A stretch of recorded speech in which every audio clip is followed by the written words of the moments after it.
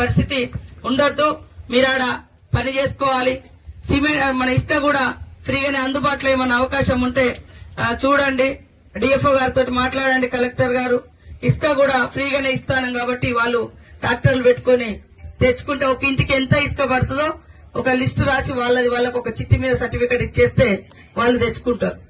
కాబట్టి మీరందరూ కూడా ఇల్లులు కట్టుకోవాలి, సంతోషంగా ఉండాలి, పిల్లలను చదివించుకోవాలి అనే ఉద్దేశంతో ఈ రోజు ప్రభుత్వం మరి పేదల కోసమే సంక్షేమ పథకాలు తీసుకురావడం జరుగుతా ఉంది.